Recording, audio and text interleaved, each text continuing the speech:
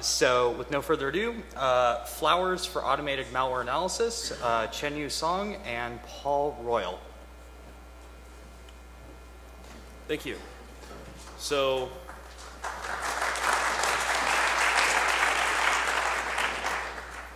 I'm Paul Royal. I'm a research scientist at the Georgia Tech Information Security Center.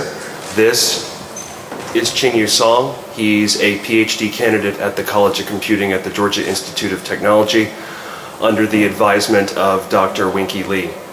And today we are going to talk about anti-automated malware analysis techniques that, if ubiquitously implemented, could mean flowers for automated malware analysis. So we're going to start by providing a very brief overview of modern malware. Much of the material will probably be remedial for most in the audience, and then we will dive into a history of malware analysis technologies to determine how defensive tools have responded to changes in the threat landscape. And with that as a motivating segue, we will begin talking about the fundamental nature of the detection, prevention arms race, and the possibility of inverting that model in a way that, again, if ubiquitously adopted, would permanently disadvantage the process of automated malware analysis. I'll then turn the talk over to Chen-Yu, who will discuss in greater detail the techniques we have devised, and then provide some discussion of them, including the particulars of their operational security, as well as potential countermeasures. We will then provide briefly some concluding remarks and open the floor to questions. Modern malware is the centerpiece of current threats to the internet. It's used to build botnets. It's responsible for over 90% of the unsolicited email we receive. It's used to steal information and can sometimes directly be involved in the financial fraud committed using the theft of that information. Malware is used by real criminals to build criminal infrastructure that collectively acts in the domain of organized crime in what has become a multi-billion-dollar shadow economy. There is thus a pronounced need to understand the behavior of malicious software, to discover, to the extent possible, automatically new threats, to identify assets compromised by those threats, to determine what happened after compromise occurred, and ultimately restore affected assets back to their benign working condition. Of course, there's a lot of money involved, which means that malware authors have direct financial incentivization to make this process difficult.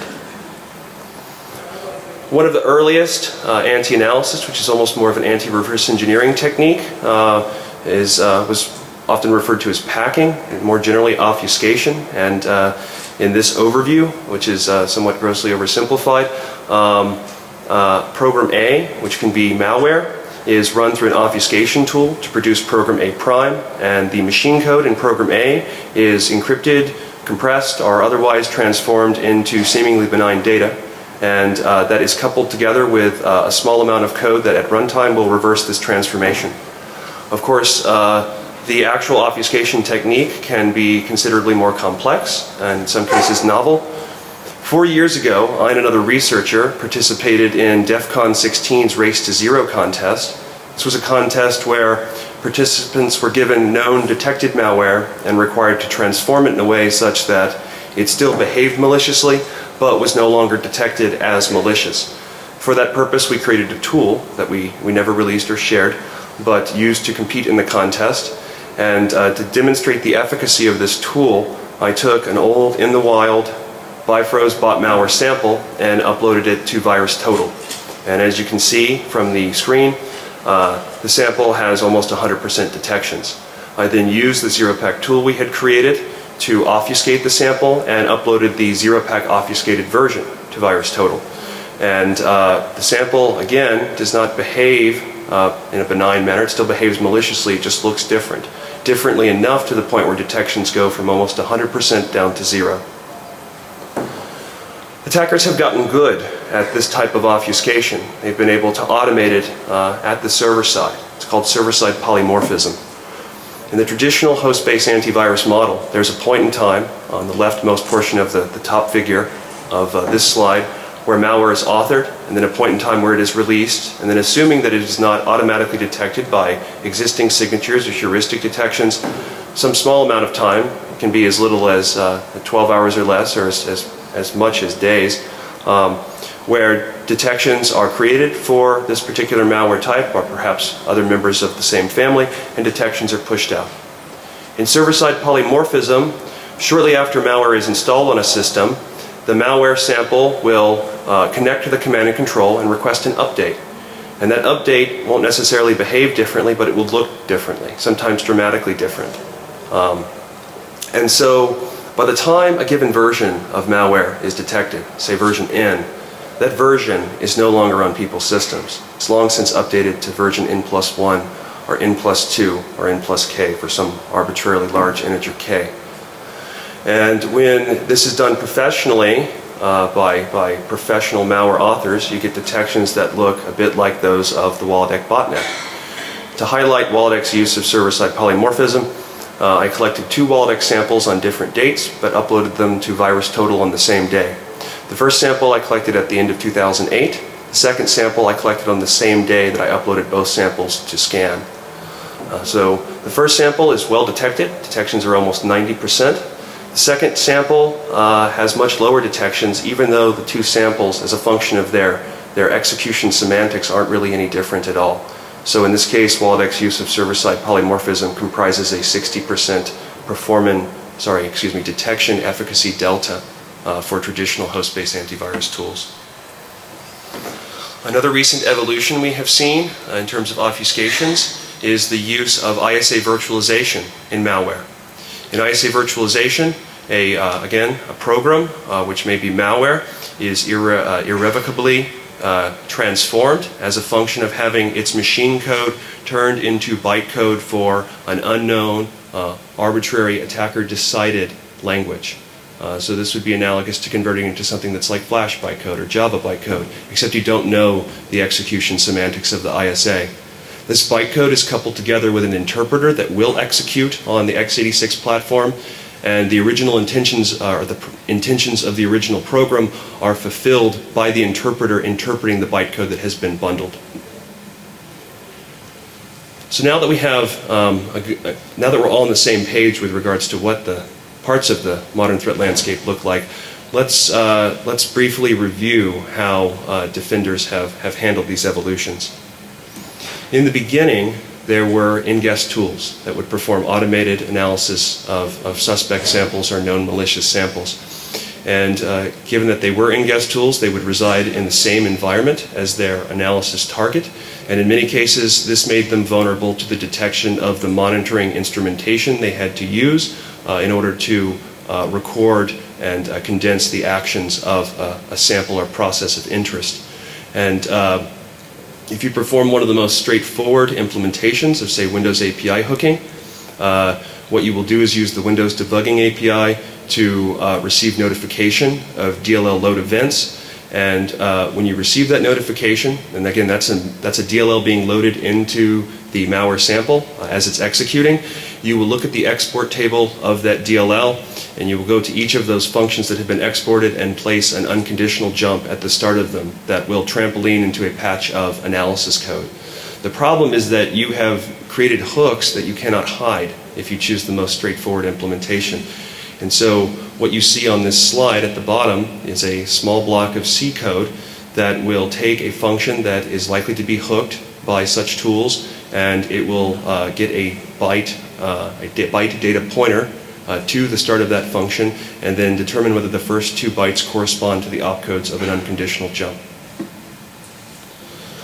At some point, people determined that they needed to get outside of the guest so that there was no internal monitoring instrumentation to detect. And so they started creating reduced privilege guest virtual machine monitor-like software components, which would operate similar to VMware.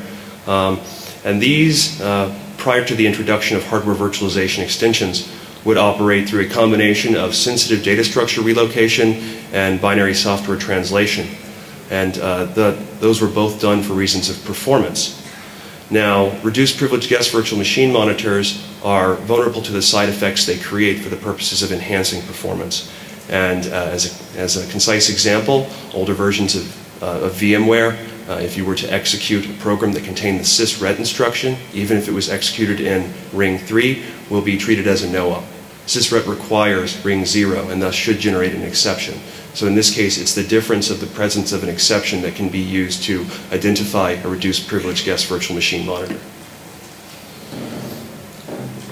Simultaneously, some people decided to get outside of the guest by modifying existing whole system emulators. And a whole system emulator, like QEMU, ultimately has the responsibility of emulating the full ISA of an x86 processor, which is a very complex piece of hardware. And the problem is that there are corner cases where emulation is not correct. And you can leverage the difference to identify instances of what are basically unfaithful CPU emulation. What you see at the bottom 3 panes of this slide is basically a series of inline assembly that executes the IRET-D instruction with the 0x26 prefix. 0x26 is not a valid prefix for IRET-D, so the combination of these bytes, when executed, should produce an illegal instruction exception.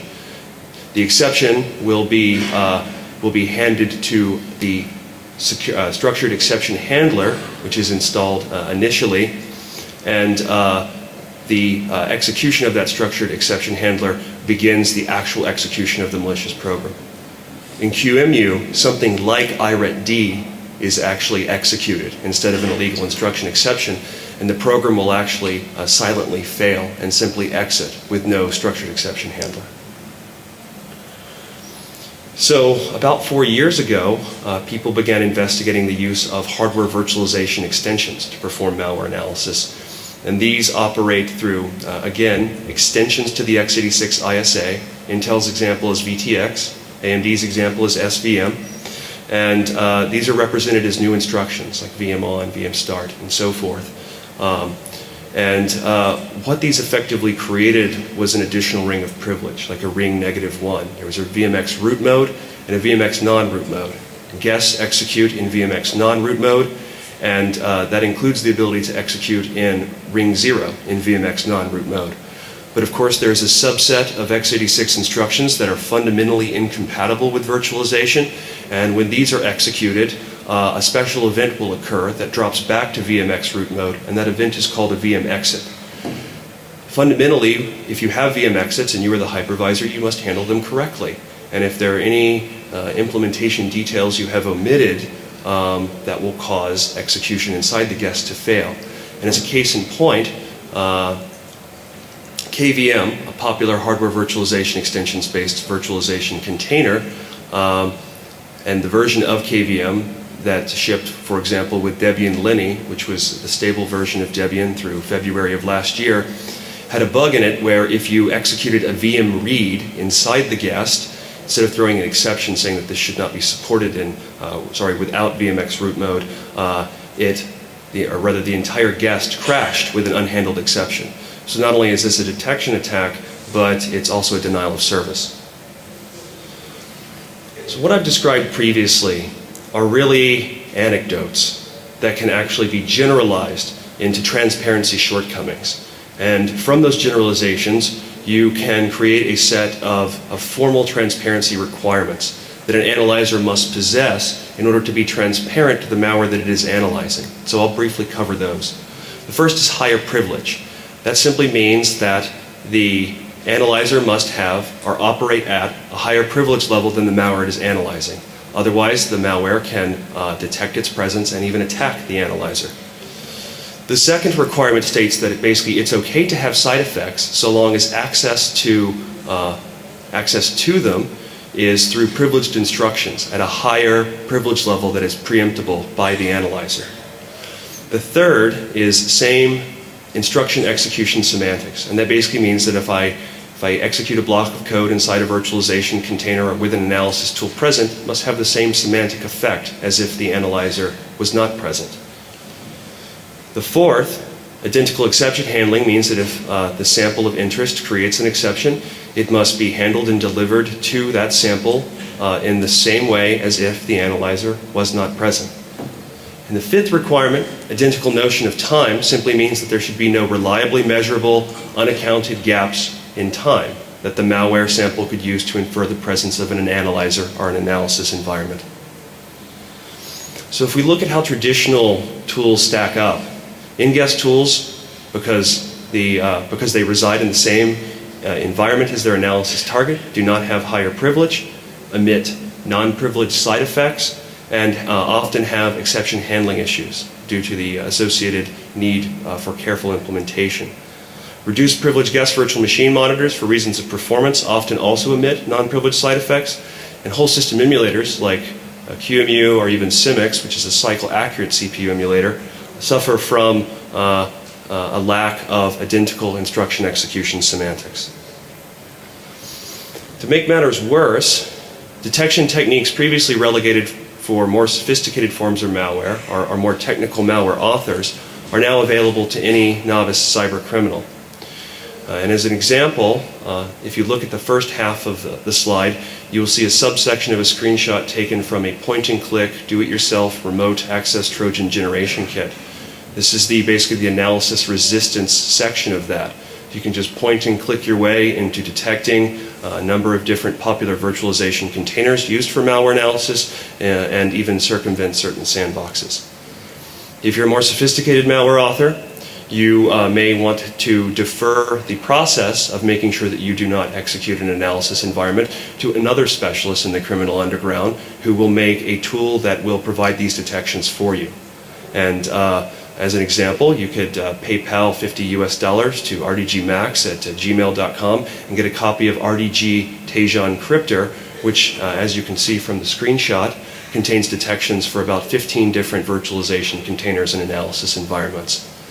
So the point of these screenshots is that malware analysis environment or tool detection is now a standard and commoditized feature.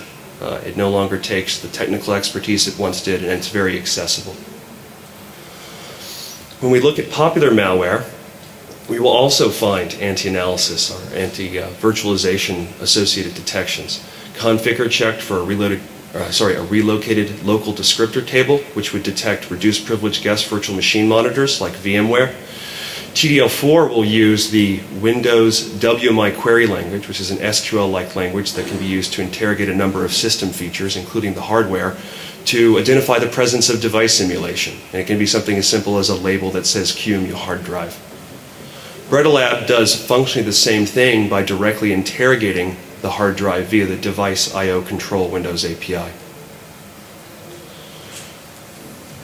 So what we've seen thus far as a function of considering that we could actually invert the detection model is that until recently, malware was environment analysis aware.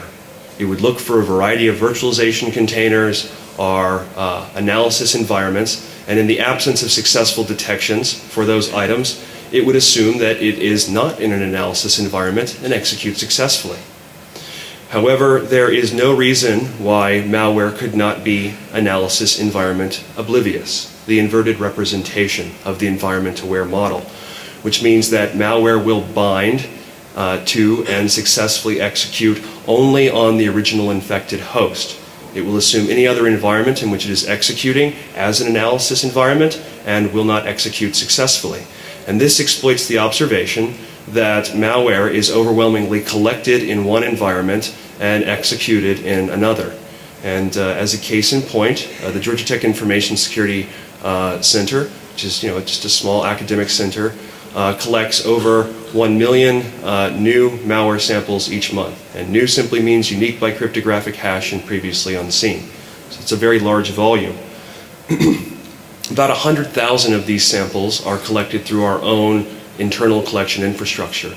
The rest we get from malware exchanges and client submissions and other such things that are effectively a representation of external collection. So the question is, have we started to see, or have we recently seen, malware that uses, I'll bet even if in a primitive manner, this inverted model? And the answer is yes. Flashback, a large Mac OS X botnet, which grew to about 600,000 systems, towards the end was propagated via drive-by downloads. The drive-by download was represented as a malicious jar file, which contained two class files, which would exploit CVE 2012-05-07, and a small 40 kilobyte Mach-O binary. And that Mach-O binary, via the exploit contained in the class files, was installed and executed on the system. Now, that's not a full version of flashback. That's actually an intermediate download agent. And that agent would gather the hardware UUID and submit that to the command and control along with a request for the full version. The command and control would compute the hash, in this case MD5, of the hardware UUID. And by the way, the hardware UUID, which is available via a Mac OS X API, uniquely identifies a particular Apple device, like the laptop from which I'm presenting.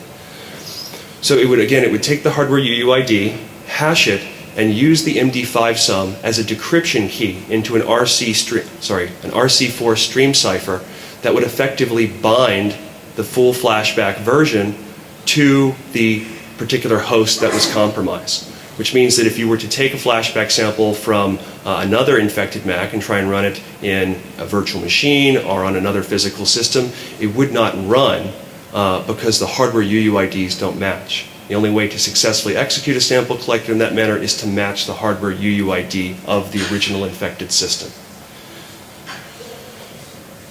So flashback put into motion a sequence of events that unfortunately can be matured and may eventually become commoditized and even ubiquitous. And so the question is, how bad can things get so we can try and prepare for the coming storm? And to talk about some of the specific techniques we've found in our exploration of what future versions of flashback-like entities would look like, use this inverted model, I'm going to turn the talk over to my co-speaker, Jingyu Song. Thank you, Paul. Now I'm going to introduce how automated malware analysis can be defeated. Let me first explain a little bit about our goal. So automated malware analysis techniques is basically created to handle the large volume of malware samples collected every day. And so our goal is not to make each sample unanalyzable, but instead we're only to make this automated process ineffective and unscalable. And to do so, we're going to leverage some techniques that was previously reserved only for digital right management system. And this works is because DRM for malware is quite different from DRM for legitimate software. For legitimate software, the DRM system has to protect every copy of the protected content. And even one copy gets cracked, that copy can be widely distributed, and that means the protection is broken. But for malware, because every sample is protected by its own DRM system, and you have to analyze every sample, that means you have to crack each sample. And if we can make this cracking process slow enough, then you won't be able to handle the hundreds of thousands of samples you collected every day, which means the automated analysis technique is broken. And to do so, we're going to use modern cryptography and to use it to bind the malware instance to the host that it originally infected. And more specifically, we're going to use two techniques. The first is the host identity-based encryption, HRE, and the second is instruction set localization, ISL. So here is a figure showing how HRE works. HRE works very similar to existing hacking tools. But instead of using a randomly generated encryption key, HRE will collect information that can use to uniquely identify a host. We call it a host identifier. And use this host identifier to derive an encryption key that we're going to protect the malware binary. And because of this similarity with HRE and the existing hacking tools, we see no difficulty for attackers to adopt this technique or even come up with similar ideas. Well, HRE seems simple. There is some details needs further considerations. And the first is what to encrypt. A straightforward idea is going to replace existing hacking tools, which is HRE, and encrypt the whole binary. Therefore, if there is any difference between the runtime host identifier and the infection time host identifier, the unpacking will not be successful, and the malware will not execute it. But this may not be a good idea, because this failed to execute event is a very good signal for the analysis program. You can leverage this signal to speed up the cracking process. If you are familiar with how to crack encrypted binary. So instead, we suggest using HIE as a complementary technique and only use it to encrypt critical mechanisms. For example, the domain names used to connect to the command and control server, or the metadata you use to generate those domain names, or IP lists that you use to build up bootstrap P2P botnet. By doing so, even if the decrypt is not successful, the malware is still going to do something, and hopefully if the analysis program is not clever enough, it will treat this information as crack information and be misguided. And another thing to think about is what can be used as a host identifier. Because there is some difference between malware DRM and legitimate DRM, malware DRM has its own requirement. The first requirement is unique. The ID has to be unique, which is easy understandable. And the second requirement is invariant. So if the information we use is unstable, then these mechanisms can kill malware itself. However, unlike a legitimate DRM system, this information needs only to be stable for as long as the malware campaign is. So that means it could be just days or weeks. And the third requirement is we should be able to collect this information without any privilege. Because when you are going to infect the system, you may not have any special privilege. If you collecting those information requires privilege, you have to exclude those hosts from your infect target, which is not good. And the fourth requirement is the information should not come from any special hardware like TPM. And the reason is similar to the third requirement. Here is the list we think can be used as the host identifier, and the target is Windows platform. The first piece of information is a subset of process environment block. More specifically, we're going to use username, computer name, and CPU identifier. The second information we're going to use is MAC address. The third information is GPU information, and it can be retrieved from a standard API call. The last information is the user security identifier. This is a string randomly generated by the Windows OS and is unique across the Windows domain. One thing to notice is we haven't looked into file system and registry yet, but we believe there should be more information that can be used as host identifier. Once the host identifier is collected, we're going to feed it into a key derivation function to generate the key, the encryption key that we're going to protect the malware binary. This KDF takes three inputs. The first is ID, which is concatenation of all the information we collected. And the second input is a sort, which is at least 64 bits. It's going to use to prevent rainbow table attack. And the last is iteration number or work facts. This is used to control how fast you can derive a key. And by using this, we can really control how fast this HIE's protection can be cracked.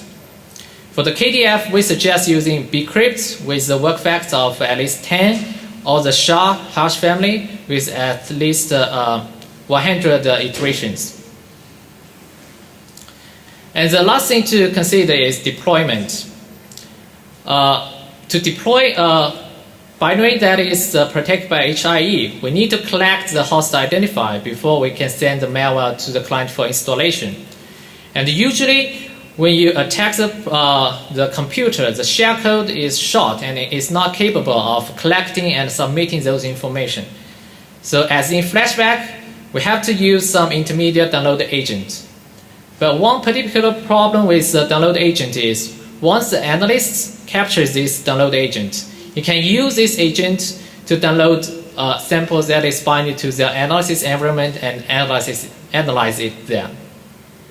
To solve this problem, we propose using short-lived one-time URL that is also used in password reset process. So by using this, one shellcode is only valid to download one and only one intermediate downloader, and that downloader is only valid to download one and only one HIE protected malware instance. That means once the downloader is used, you cannot reuse it again to get another sample. HIE's protection has several advantages. The first is it uses modern cryptography. So knowing how the key is derived does not compromise the integrity of its protection. And the second advantage is it's sample independent.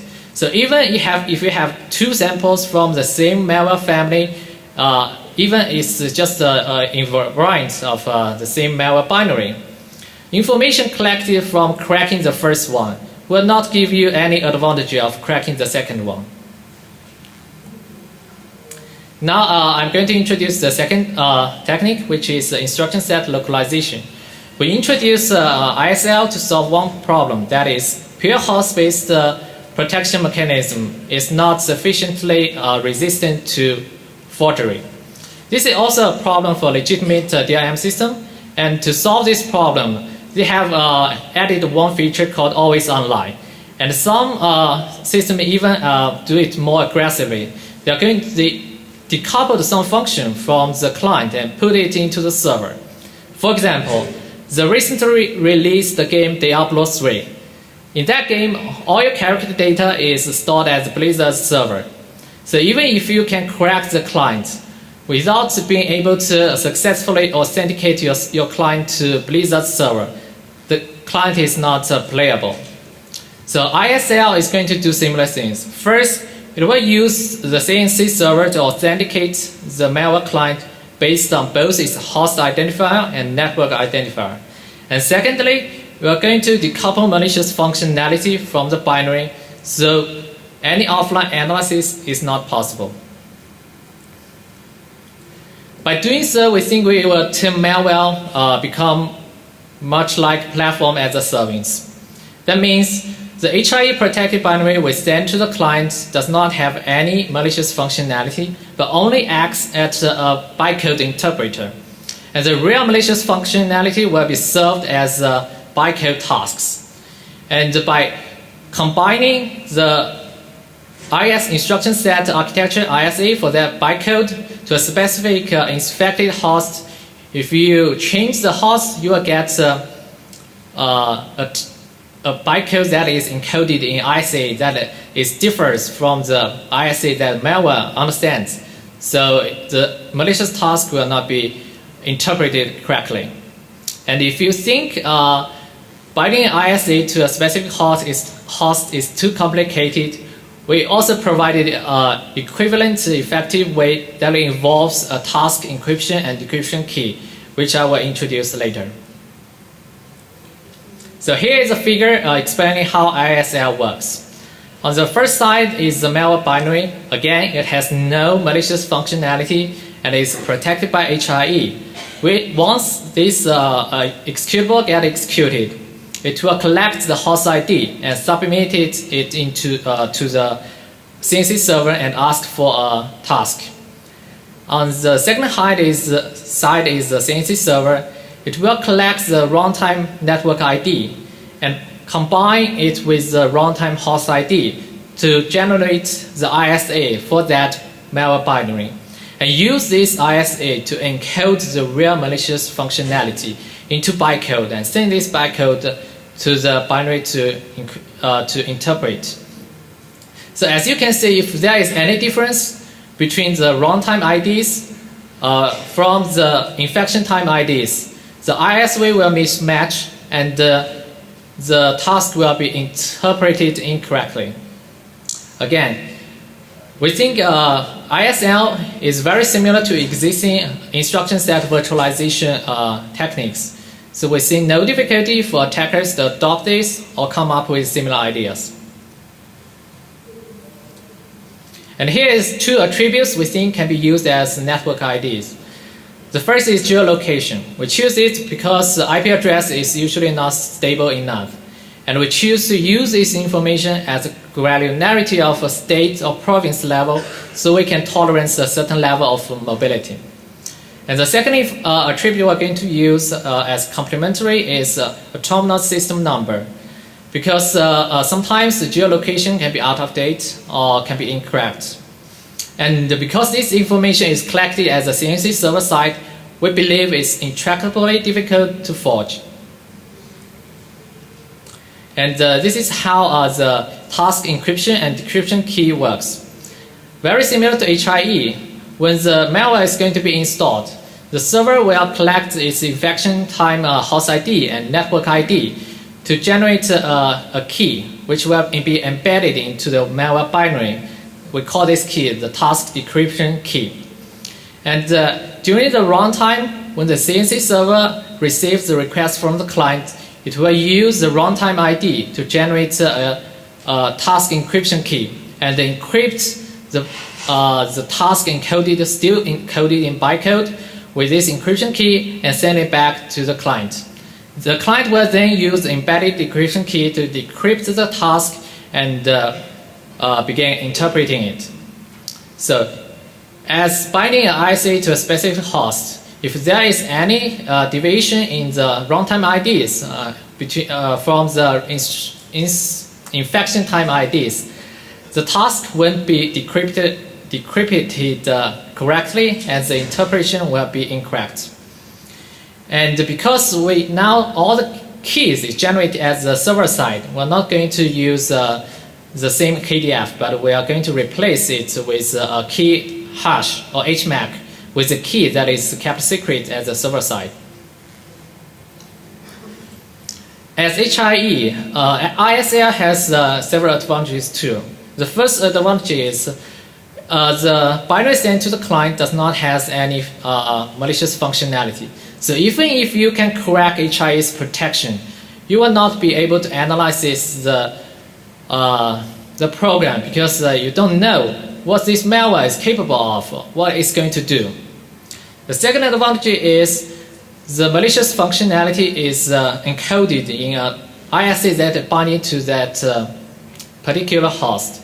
So even if you can crack HIE's protection, connect to the CNC server and retrieve the task, if your network ID or host ID differs from the infection environment, you won't be able to interpret that task correctly. So you won't be able to know what task this malware is going to perform. Now I've introduced HIE and ISL. Let's talk more about their tech protection.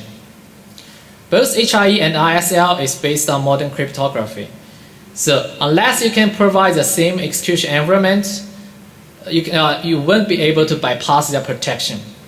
And in case you cannot access the original infected environment, this means you have to go through the entire configuration space and search for the one that is used by the infection host. And because this configuration is controlled by attackers, they can choose an arbitrary combination of informations and how many information to include. This configuration space can be arbitrarily large, which means searching through it may not be feasible. To make things worse, some configurations, like network ID, may be impossible to duplicate. The second advantage of HIE and ISL's protection is they are insensitive to analysis techniques. So the general knowledge of how it works does not provide any advantages. This is different from knowing how a malware is going to detect your system, because once you know how malware is going to detect your system, you can provide fake information to bypass their protection.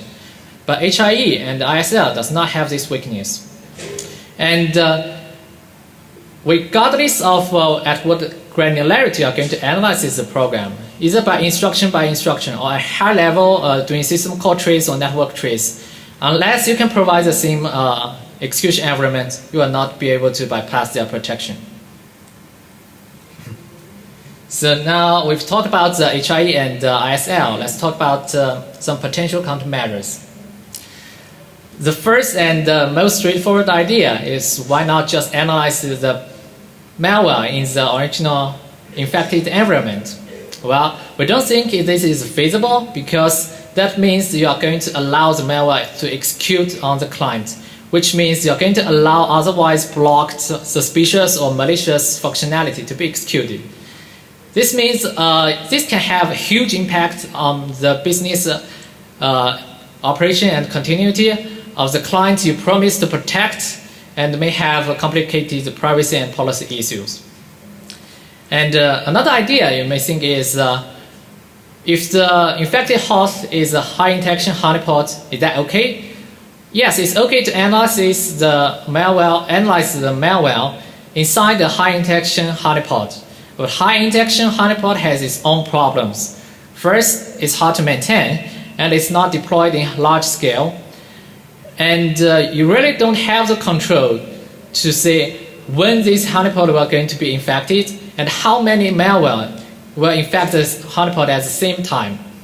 Besides, samples collected by high interaction honeypots comprise only a small portion of collected samples every day, compared to like samples submitted by client, sample collected by low interaction honeypots where you don't have any analysis capability, and malware exchanged from other parties. So another idea is, if we cannot analyze the malware in the originally infected host, can we just collect those information and duplicate those information inside the analysis environment?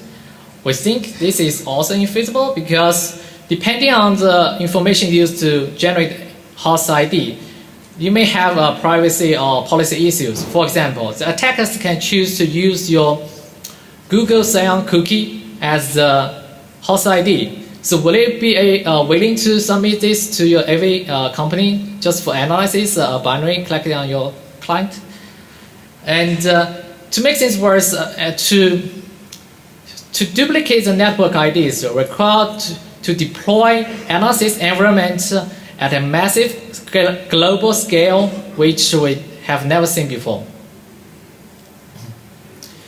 And here is another idea: is if we cannot duplicate the network ID, can we just collect the host ID and record and replay the networking interaction between the malware client and the CNC server? Without additional protection, this can bypass ISL, but this can be easily mitigated by using SSL, because SSL is designed to resistant to log and replay. And the last idea is, if we cannot analyze the malware, can we just chain these protection mechanisms against themselves? To do so, we're going to launch a large attack. That means we're going to make the information used by HIE and ISL unstable. For example, we can change the MAC address or the SID for every program execution. So the malware won't get executed at all. But this information, the problem is this information is also used by legitimate software. So if you provide unstable information, you may break their functionality. So the success of this protection mechanism really depends on whether the user was willing to trade usability over security. So in conclusion, historically, malware has been analyzed its environment well, but recent development has shown malware can also be analyzed its environment oblivious. And primitive DRM-like techniques, like used in flashback, can be matured into something like HIE and ISL. Therefore, future work must mitigate these protections or consider alternative ways to identifying and understanding threats. As a reminder, please fill out your feedback form. Your feedback is very important for speakers to improve their presentations, and it shapes the very conference you are attending. Thank you.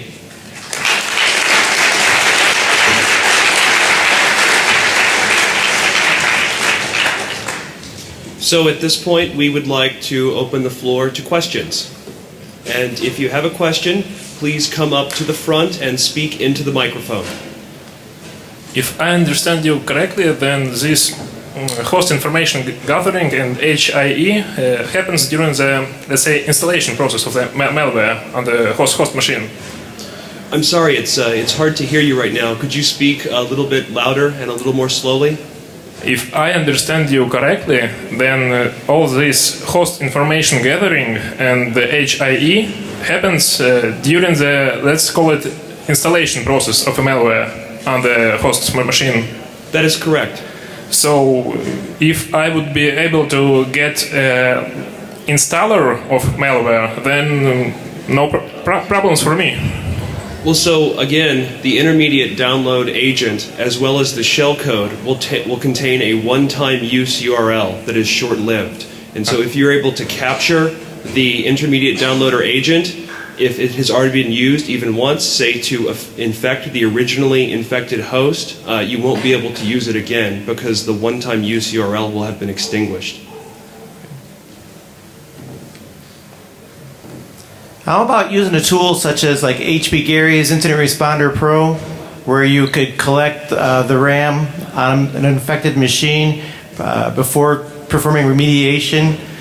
You got kind of a static, dynamic, kind of hybrid binary that you can continue analysis on. Any ideas for that?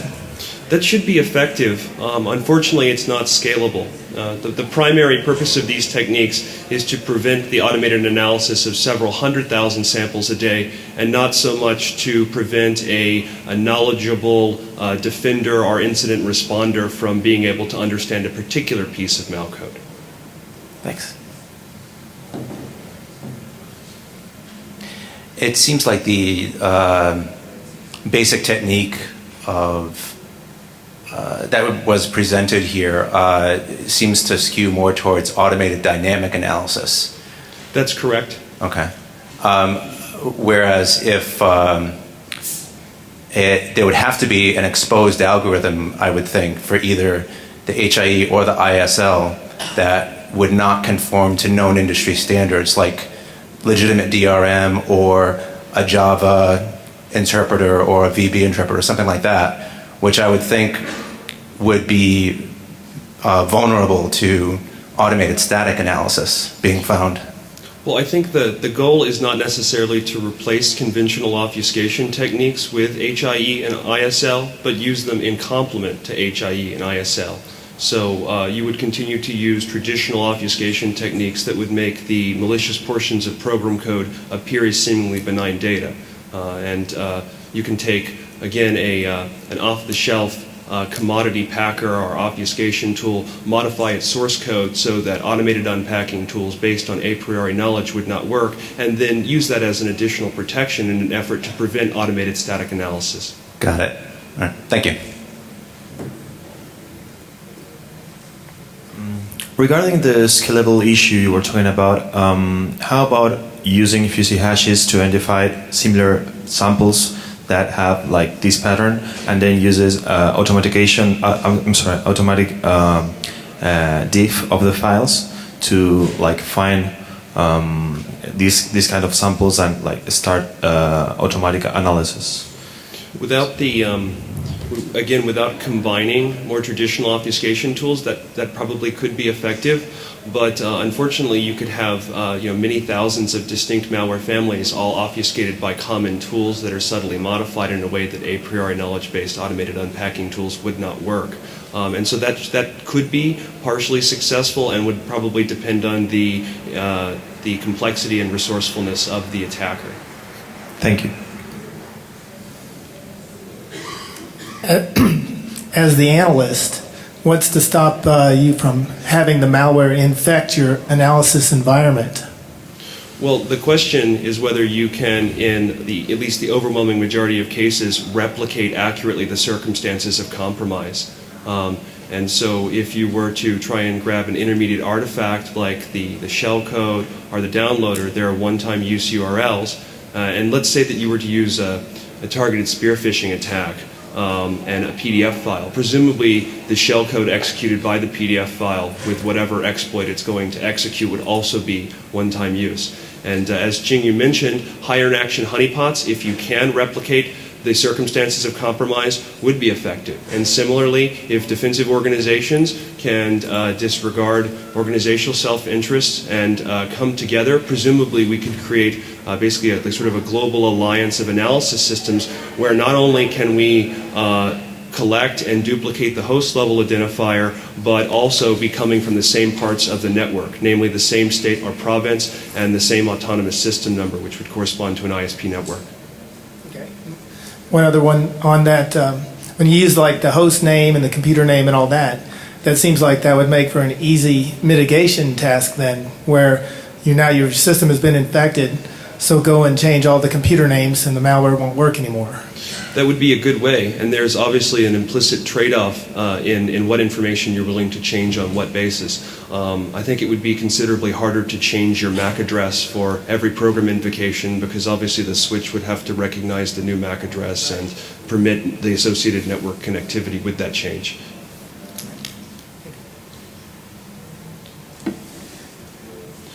If there are no more additional questions, thank you very much for your time.